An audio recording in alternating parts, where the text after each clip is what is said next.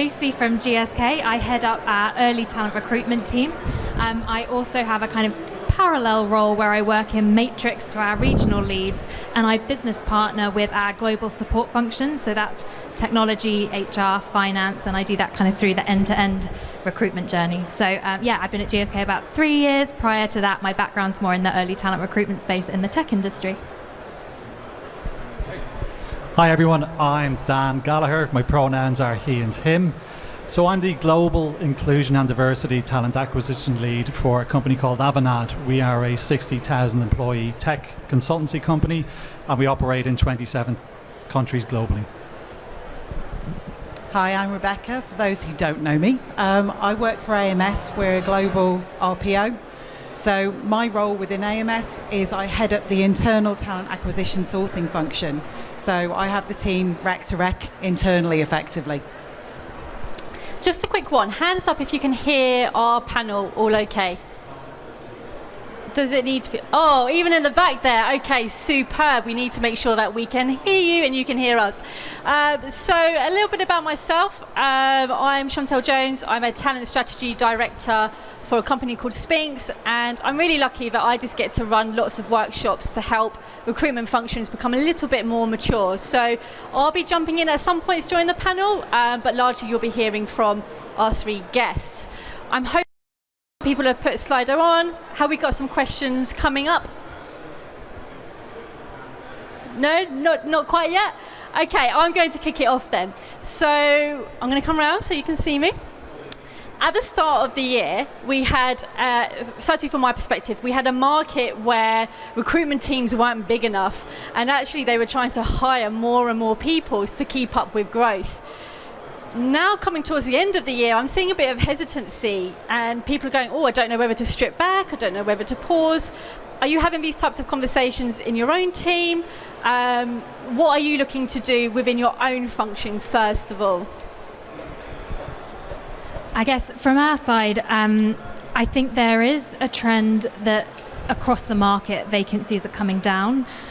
What we're still seeing, though, is unemployment figures are also pretty low, and the candidate market is still incredibly hot. From a recruitment perspective, it feels like we are still very stretched, and even where the business perhaps are, we're seeing pockets perhaps of hiring slow down, people taking an eye, on the budget, but each requisition is taking that much more focus to get a candidate pipeline through, particularly where we're trying to invest in diversity as well. That actually, I would say, from a recruitment point of view, one of the challenges we still have is maintaining our recruitment teams, retention being an issue, incredibly competitive offers coming through from other companies. We're all looking for the same talent.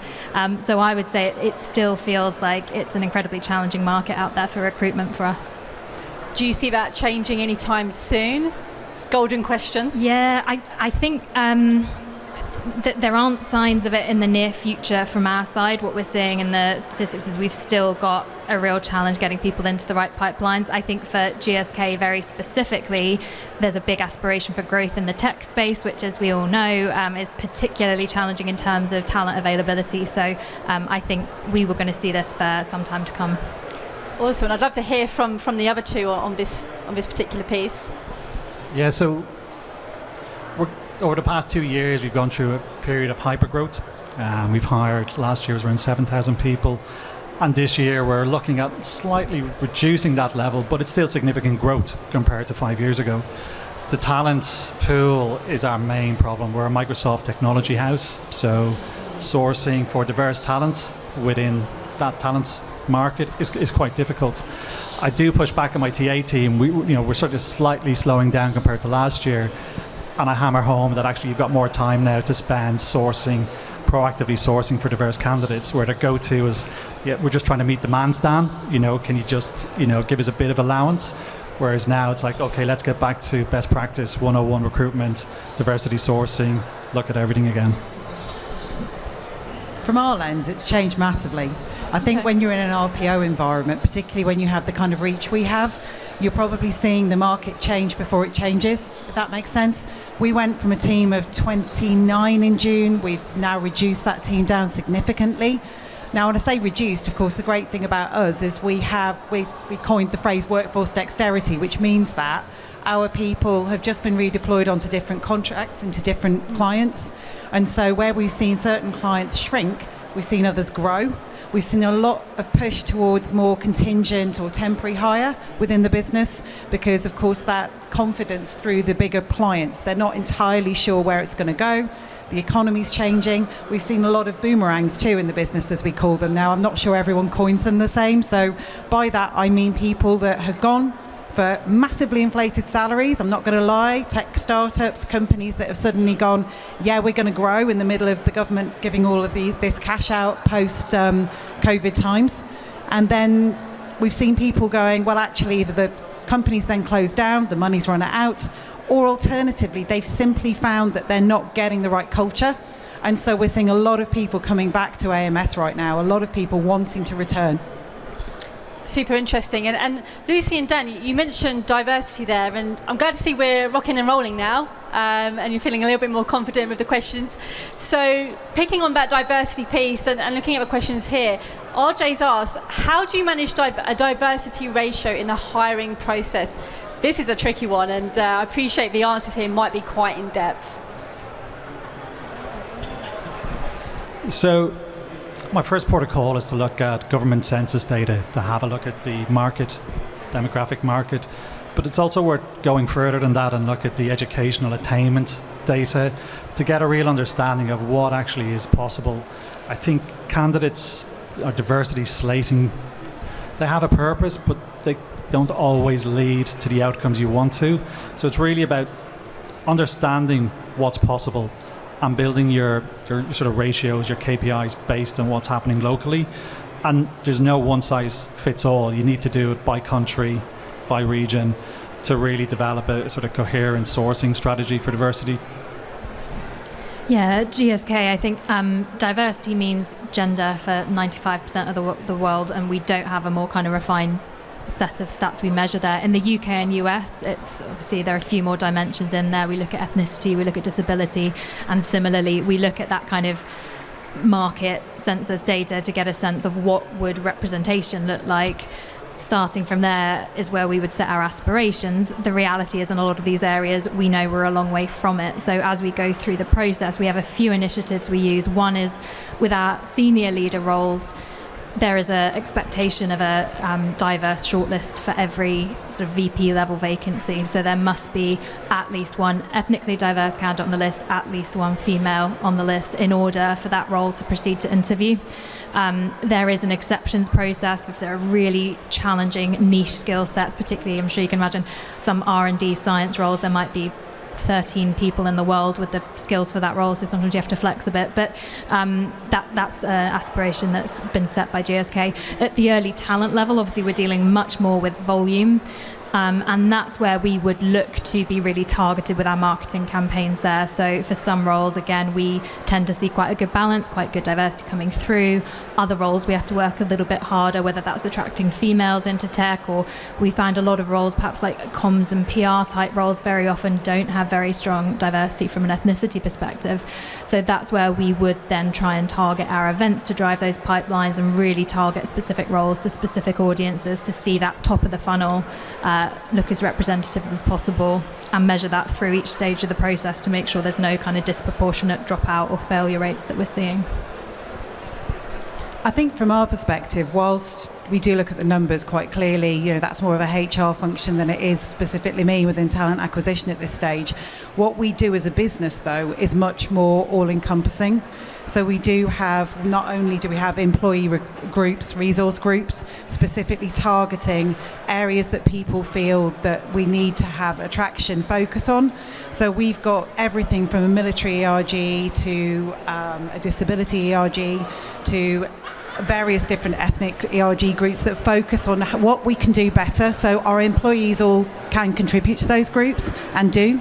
We also have Diversity Week, whereby we have a lot of talks, webinars, we have external speakers come in and talk to people, because diversity and inclusion, you can talk about numbers, and from my lens, the most important thing is if you're going to change things, you have to actually bring cultural change. And to bring cultural change, you have to expose people to a broader understanding, and you have to ask those difficult questions. So I would say our culture leans very heavily into diversity and inclusion being something that everybody should automatically have in mind, and having the ability to be advocates, having the ability to drive forward difficult conversations and ask people what they need. I mean, we're a disability confident employer now, so we have guaranteed interview for our TA candidates as well. So, but it's also the implementation of those processes. I don't think anything's that binary. It's not that simple to bring about positive change. You've got to attack the culture first, is my viewpoint on that. Awesome. So I can see a really popular question here. However, I am going to reshape it because the number of recs really does depend on the type of roles. So for example, it might be very doable for somebody to have 10 roles on if it's within, say, customer service or high volume. But if it's more niche, actually that rec amount might be lower. So I'm going to take that question because it is popular and just change it slightly on the fly. Fingers crossed. So, in terms of TA teams having to be more agile, as well as having those roles, as well as being responsible for delivery, is there anything else that they should be looking to add value into? So I'm thinking about like total talent management now. Is there anything else that our TA people should be doing in these uncertain times? Yeah, so I think TA can really take joint ownership on diversity issues. Well, I'll tell you why. When COVID first came along in March, 2-3 years ago, a lot of DEI initiatives were being put to the side, were being wound down. A lot of my, friends, colleagues who hold DEI positions were quite concerned that all the work they'd done for the previous 3-5 years was going to the wayside. And then George Floyd, the incident happened, he was murdered, and it centralised the entire diversity piece again. But as we come into a period, it's looking likely a softening of the economy, recession, whatever it may be. I do feel that our diversity colleagues are going to feel the pressure again, and I think that's where TA can lean in and actually become advocates for DEI to really support them and sort of demonstrate how can they make an impact. So it means a slightly different focus for them, but TA plays a hugely important part in this. And it's, for our business, we have quite aggressive targets when we're looking to hire females and ethnic minorities. But my pushback, when I have conversations with our global diversity officer and our talent management team, is around, look, you sort of expect TA to bring in all these diverse candidates, but you really need to create an environment that allows each and every one of them to have the possibility of being promoted, and that's where TA can play an advisory role to the DEI team, to talent management. We can't just sit here anymore and expect to hit these targets that are set by the executive team. Sort of really need to drive the conversation, and I think that's what I would like to see over the next 2 years, is TA really playing a more important strategic part in diversity initiatives for companies.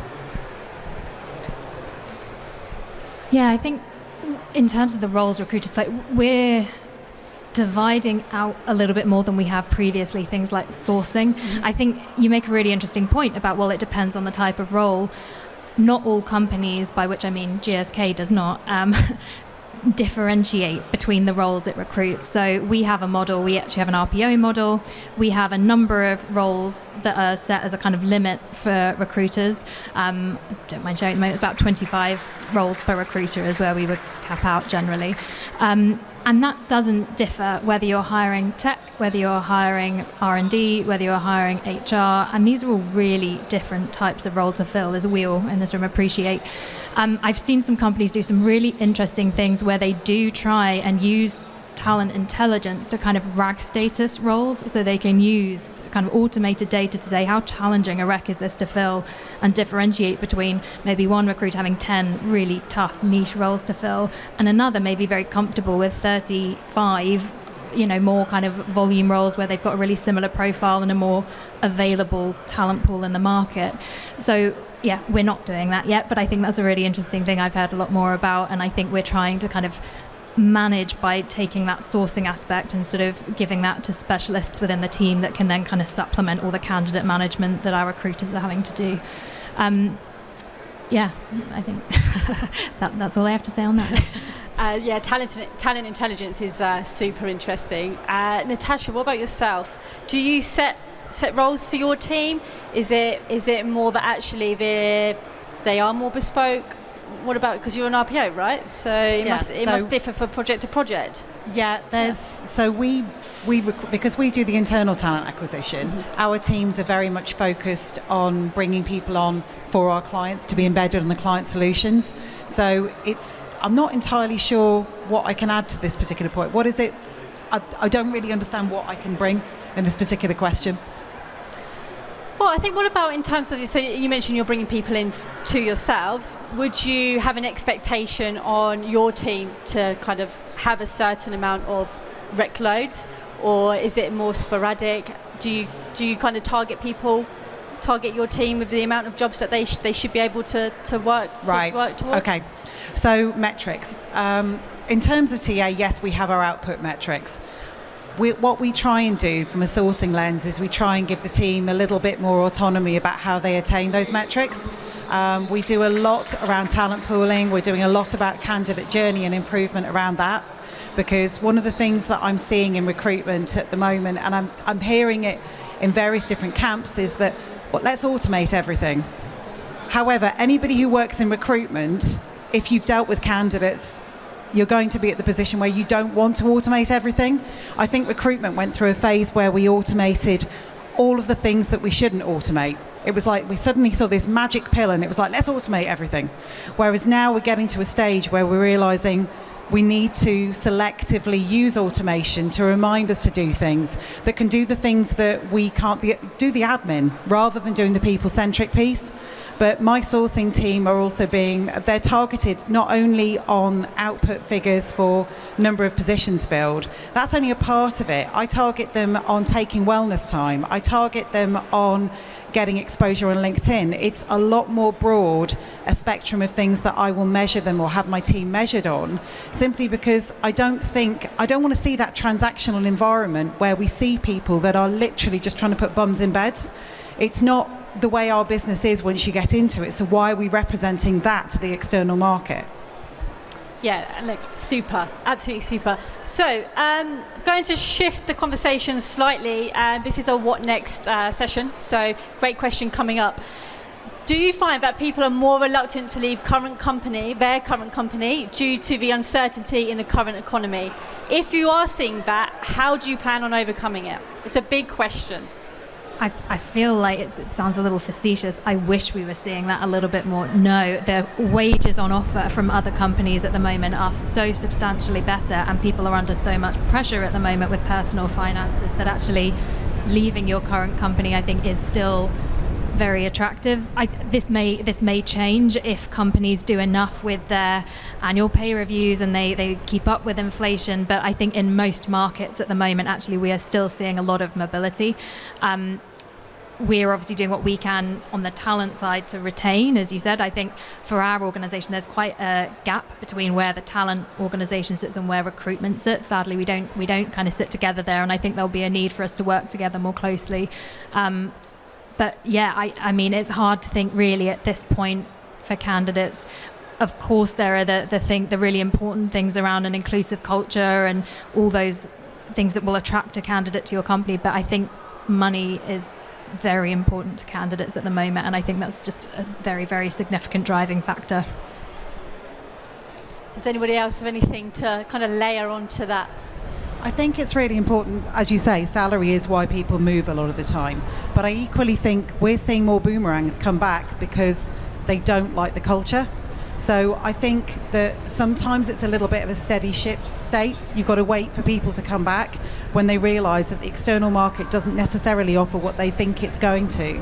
But I also think that when you look at some of the statistics around it, the other thing that we've seen as a shift in the market is the amount of people last year between the ages of 50 and 60 that left the economically active employees. That number reduced by 281,000, which is just insane when you look at the stats around that.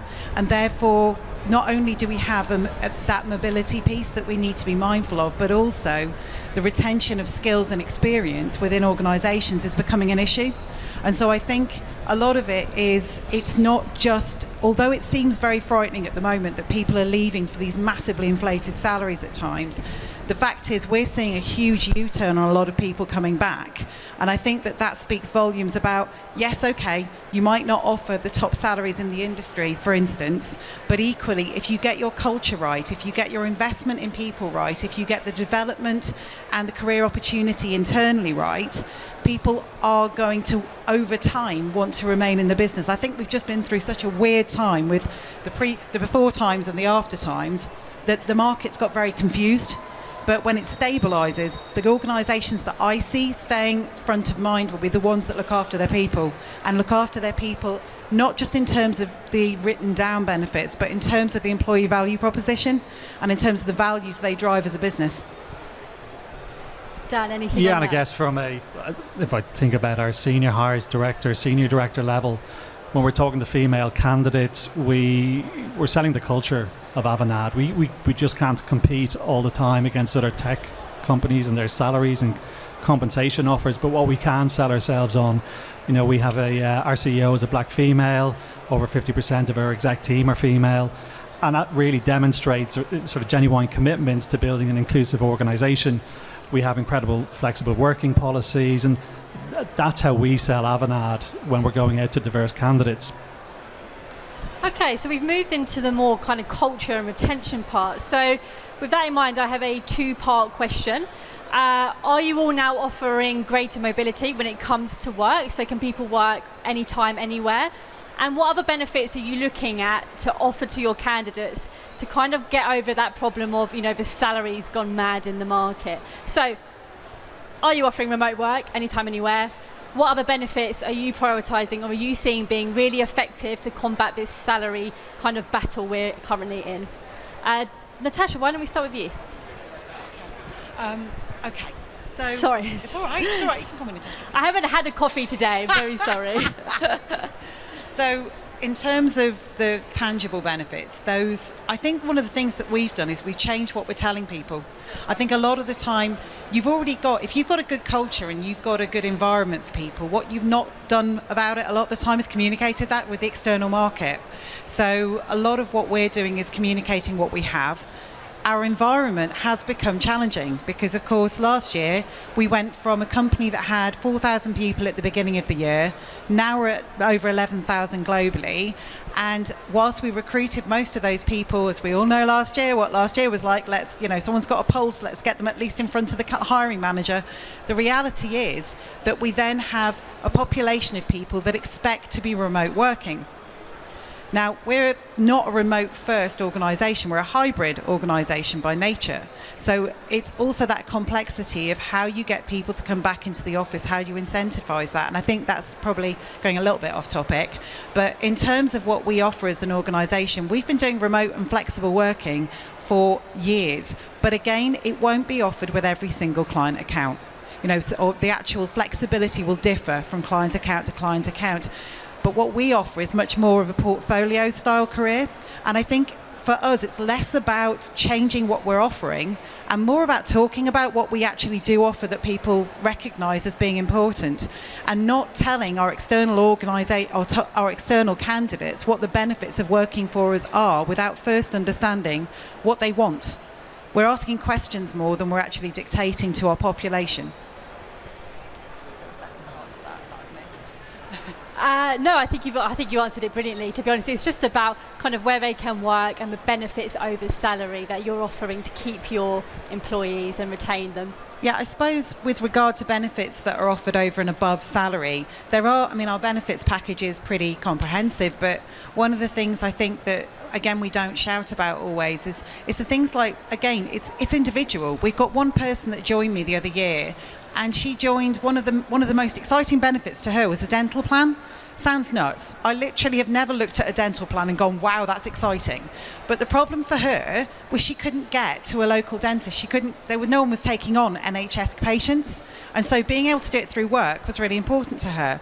The cycle to work scheme that we offer from day one, again, somebody else wanted to cycle to work. Remote working mostly, but hey, this person wanted to cycle to work. And that was available to them immediately. But the other really big benefit of working at AMS that we don't shout about, There is a 24/7 mental health line that you can access whilst working at AMS. I don't know many other organisations, there will be others, I don't know who they are, that offer that or shout about it. It's almost like mental health still gets shoved under the rug a lot of the time. You know, we provide this massive support, but we're not telling everybody about it. And that alone, you know, people have gone and had counselling. We encourage our teams to talk about mental health. We encourage them to talk about the difficulty of remote working, which is also, it's a challenge as much as it's exciting. It's a great thing to be able to offer, but the amount of people who feel disconnected in a remote working environment, how are we ensuring their wellness and how are we weaving that into their workday? So I think a lot of the benefits we're offering as an organisation probably are more intangible than they are actual, obviously dictated and specified benefits really at this stage. Amazing. Thank you, Rebecca. Lucy, how about yourself? So again, it was a two-part question. It was looking at, are you using like work from anywhere or flexible working to retain talent? And also what other kind of benefits are you looking at to kind of get over this salary battle that we're having? So GSK has something called Performance with Choice, which, seeing one of the questions up there could be someone from GSK in this audience, because it's there. We would like to start seeing you come back into the office now. There's flexibility, but come on, guys, it's empty. We've got to make use of this massive space we have. So I think we're starting to reckon with some of the challenges there. People have moved out to the countryside. People have got puppies. People's kids have started school, and there's pickup that they didn't have to navigate before. They haven't got that childcare in place. We're really lucky. I think GSK is a company that genuinely kind of prioritizes those life needs. They are not trying to rush anyone. They are trying to give people this heads up. Okay, take a few months. We want to start seeing this change. Start to think about the arrangements you could put in place. There is still flexibility, you know, depending on your role, to figure out what works with your line manager. And line managers are really empowered to make that decision with their teams. There's no policy on it. There's no one size fits all. And I think that really speaks to some of the benefits as well alongside salary, is the fact that our leave policies, for example, are very generous for first parents and secondary parents. There are policies around caring for elder relatives and taking leave for that. There are a lot of things that are, you know, fairly inclusive for most people and give them that ability to balance their life with work. Whether that's enough to meet the expectations of all of our workforce, I think particularly in the tech space, potentially not. We've also got the upcoming joy of an office relocation, which I'm sure will also present some challenges for people with the business as well as new joiners considering starting. So I think, I think the fact that we are not going to be offering full remote as standard, except for a really specific number of pre-specified roles, I think is something that we will reckon with and we will probably struggle with a little bit. I think, it's a difficult one, but also that communication that you're giving people ramp up time is super important and often overlooked.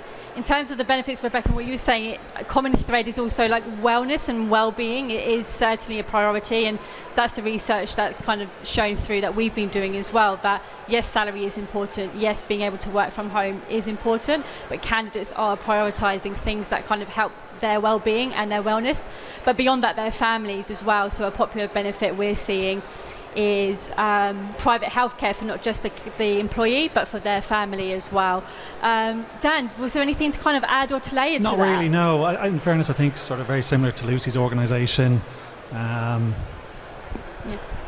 would say something else. I mean, just adding on from what Lucy said, it's the family-friendly policies as well, I think, that organisations are having to kind of pivot. I mean, I don't know if anyone else was in this position, but COVID hit. I wasn't at AMS. I was at another company, luckily remote still, and suddenly childcare disappeared, something we never envisaged could possibly ever happen, and literally they pulled the plug. And I'm like, oh, so how do I work and have my kids at home? There was no opportunity for furlough. There was no opportunity to not work. So how do I do these two things simultaneously without either of them suffering?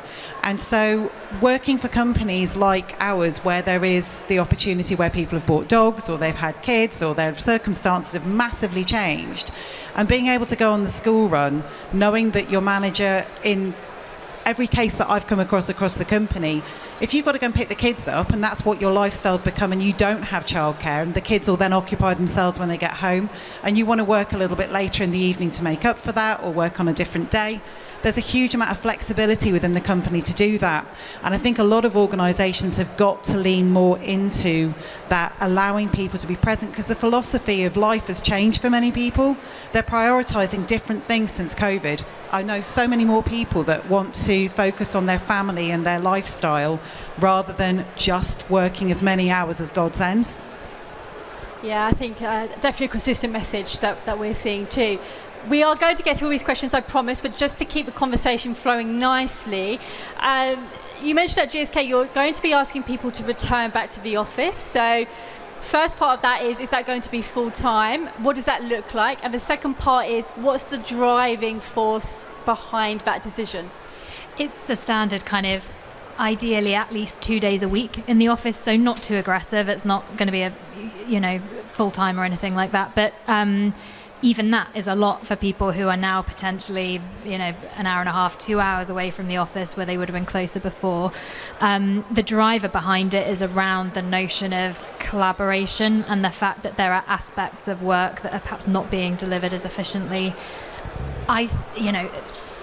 GSK is a global company, and of course we have to have conversations with team members that say, but I spend most of my time collaborating with people in the US and Korea and Singapore. Why do I need to come into an office to jump on a call? So there is, I think, some need for common sense decisions around actually, when do you do that collaboration? When would you even be in person if you come into the office? And I think GSK is doing a good job of empowering managers to make those decisions for their teams. It's very early stages for us. I think this message came out kind of a couple of weeks ago that this was going to be the direction of travel. So the early landing of it has been a bit of shock, I think, with the employee base. And what we absolutely know is from recruitment, we've really wanted to make sure we're landing that message well, because of course it's not one message fits all. That's something the hiring manager needs to be really prepared to go into conversations with candidates about, and to not react. It's like the old kind of questions, or the questions you don't ask at interview, the things you're not allowed to talk to candidates about. You really need to talk to them about their expectations on this, and also your expectations, because of course if that decision sits with the hiring manager, I think they need to be upfront at the start. So that's probably the trickiest thing for us to navigate, thinking about new candidates coming in. And you've segued me beautifully. As if we planned it. So the next set of questions look like they're gearing towards like attraction. So let's kind of go into the new piece. So right now, from everybody's opinion, what kind of trends are you seeing that candidates are looking for? I know we've spoken a lot about benefits and kind of being that, what's it called, add-on benefits, love that. What else are we seeing that candidates are looking for in this market right now? Go on, Dan.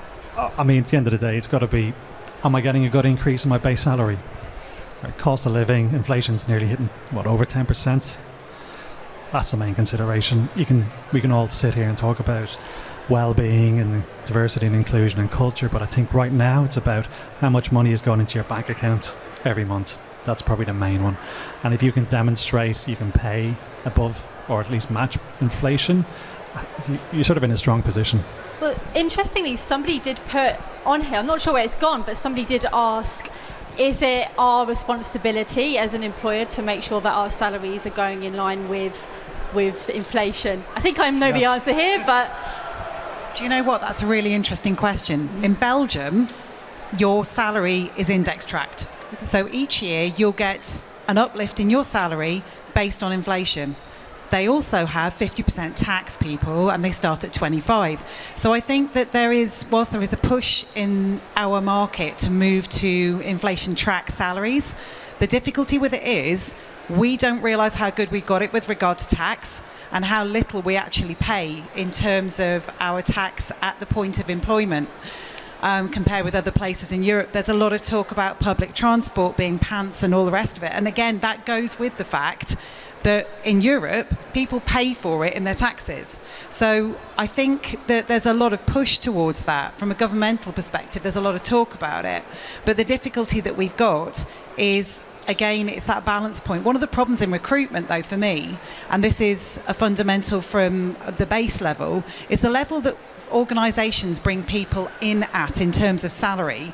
I mean, I remember joining Manpower many, many years ago in 2005, 2006. And when I joined it, I was on 18.5 grand as a trainee recruiter.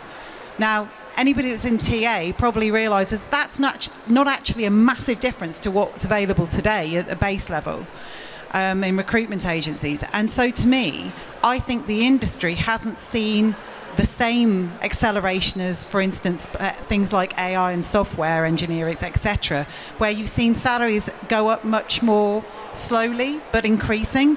Whereas I think this is one of the reasons we've seen these massive jumps in TA is the fact is recruitment hasn't seen decent raises for a long, long time. So people have an expectation of a massively inflated salary compared with what they did have, is my thinking. Lucy, you're keen to jump I think in. it's really interesting there because I think there's a big difference between also the level within an organisation, right? Because people at a senior level perhaps are making decisions. Yes, there's financial motivation, but it's not the financial motivation of I don't know if I can pay my mortgage next month and I can't afford to stay where I am. And I think that's where I do think employers have an obligation to consider that when they're looking. I know a lot of organisations, GSK one of them, when they made cost of living payments, they were targeted by need. You know, they looked at grades up to sort of manager level and didn't look at the director population at that stage. I think what's been really interesting to me from an early talent perspective is how for the first time in my career in early talent, salary is the top of students' consideration. That's never been the case. They've always looked at more purpose-driven, you know, more kind of motivation around the organisation they want to work for, the good they want to do in the world, the values of that organisation. We're not seeing that now. We're seeing that salary plays a huge part because they've got to think about, can they even afford to move out of home and take a job? Can they relocate for a position? So I think that part of the organisation, it is important. And I think, as always with salaries, there's a little bit of game theory in the market, right? If you don't increase your salaries with inflation, you better hope no one else does because you're going to lose people pretty quickly. One final thing I would just say, and this is bad of me because I don't have the exact numbers to hand, but I saw some stats around salary increases and wage inflation. The stats, according to the ONS, are that wage inflation at the moment was at around sort of 3 or 4%. But if you look at the stats that Indeed collect on new job starters and people who've changed roles in the last year, it's about 10%. And that's what's driving, I think, that massive drive to change roles to get that salary increase, because that's a huge difference to people's income.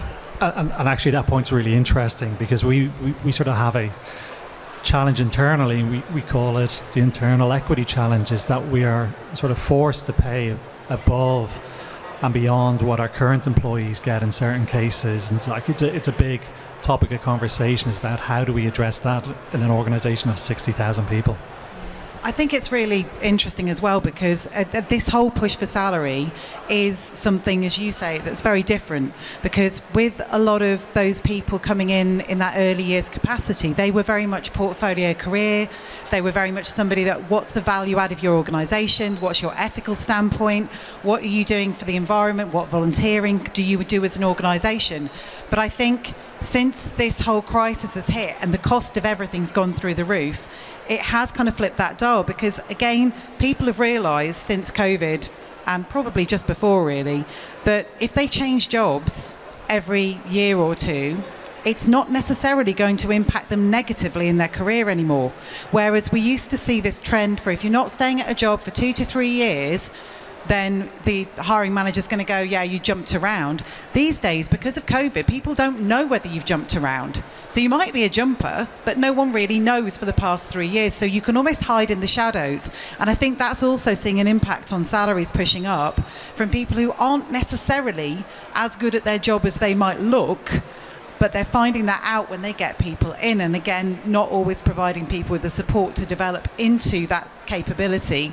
But it's a really interesting juxtaposition of this leaning into wanting flexibility, wanting wellness investment, and wanting companies to be ethical. But actually, at the end of the day, right now, it's what's in people's pockets that allows them to pay their energy bills that we've got no idea what they're going to be, that's actually driving moves, I would suggest. Okay, super interesting. So that's candidate trends. We've got time for one more question. So whilst we're talking about attraction and we're talking about understanding our candidates, I think what the audience would really love to know is, how are you attracting your candidates right now?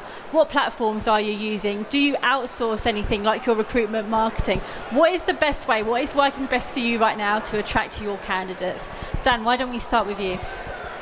Okay, I'm actually going to blend two questions here. The one you've called out and the AI one. So it's a combination of everything, to be honest. You know, we have a great internal recruitment marketing team. We use different job boards for different skill sets. We push a lot of content out on LinkedIn. Whether it lands all the time, I'm not so sure. But I do spend a lot of time evaluating new platforms and specifically AI. And to be honest with you, my sort of advice to anybody is actually look at how they've created that AI and is it actually real? Because what really happens, it's machine learning. It's not artificial intelligence. And you need to basically call that out when you are speaking to vendors. And if they're transparent, they should share their algorithms with you so you can actually figure out if they're biased or not. So there are lots of DEI platforms out there who claim to help create unbiased recruitment processes, but they don't really. What about you, Lucy? I think what I would say, the theme that has been most visible, actually stretching over the last couple of years for us, has been a massive scale back in broad brush branding style advertising, and a much more targeted approach, a much more kind of personal approach to candidates where possible as well. So more in the way of direct sourcing. We're using talent marketplaces to try and actually reach out to individuals, because we are not simply seeing the volumes we saw at one stage. You know, big companies have in the past had the luxury of sitting back and watching applications roll in. That's not the world we're in, and it certainly doesn't drive diversity. So I think we're definitely trying to be a lot more kind of thoughtful about the events that we host, about the sort of jobs boards we use. Most of the jobs boards we use now have the functionality to be really specific about the background of the people you're looking for when you send push emails. So for example, they've got a certain qualification or a certain number of years of experience, and you're limiting that then to actually where maybe you'd have sent an email out to 10,000 people on a push notification. Now perhaps it's 200, and it's really specific, and you'll be talking to them about what you've seen in their profile that's of interest. And I think that's probably the trend we're seeing most of all, is that more targeted approach and working with specialist partners in each of those kind of fields that we really struggle to recruit. And just to build on that before we get to yourself, Lindsay, I'm going to embarrass you here. So Multiverse actually do a lot of direct sourcing as well, and it works really good. And they use a platform called Source Whale, and for them it's super effective. So I would say if direct sourcing is something you're interested at, have a look at what other people are doing and really build out your community and see what tools they're doing, because there's so many good case studies out there. It's just you don't necessarily get to see them. So again, sorry to embarrass you there, but the direct sourcing works so well. What about yourself? Was there anything to kind of add or to layer to that? We haven't really changed in terms of the way that I've approached the market with my team, because my team was brand new. So my philosophy has always been passive candidate attraction. Yes, we use LinkedIn to advertise. Yes, we use Indeed and Read to source. But when it comes to actually advertising, it's the job boards we use are LinkedIn and our own company site. That isn't really for attraction for me. That's for brand awareness. The bit that we do for attraction is about reach out, and it's about creating that expertise in the market where people come to us. That's part of the reason that I work so hard on getting my team to post on likes of LinkedIn and post about their real life and link it back to work. Because what they do is people come to us and say, I want to work for your team. You're putting so much content out there. I want to talk to you. Equally, when we are on LinkedIn, we don't do mail merge. I don't target my team on the number of emails they send a week, and I refuse to do that, because from my end, it is about quality. I get them. What I have targeted them to do a few weeks ago was to start using voice notes, just to try it, see how it worked. The amount of traction they got was phenomenal. They might have got lots of no's, but they got people coming back to them because it was personal. And the fact is, if you're leaving a voice note over sending an email, even if it's a written email, the chances of every single person on your team, hand on heart, looking at that profile in detail and actually reaching out to somebody with something relevant is much less likely than if they do it with a voice note. It gets a much more personal response. And I think particularly within rec to rec, which effectively most of our roles are, I mean, don't get me wrong, we also recruit for other skill sets such as business intelligence, lawyers, etc. at different times. But the vast majority of what we're recruiting for is people to work in our embedded solution, and they get contacted by hundreds of people every day. And so standing out in the market where everyone else looks the same and is grey is really, really important to us. And the way that we approach that has to be the personal approach and about long-term relationships. We aren't talking to people and expecting necessarily to place them this week, this month. We're talking to people who've applied for a job or who've expressed interest, and we're going through and investing the time to actually, I hate the word screen them, but that first interview process that we lovingly call screening, our team will go through and they will do that regardless of if they've got a post for that person now. If they look like an AMS fit, they will have the conversation with them, and then we talent pool them and we keep in touch with them over time. We're not brilliant at that bit. I'm not going to lie, we need to get better. But that person then has a point of contact to come back to.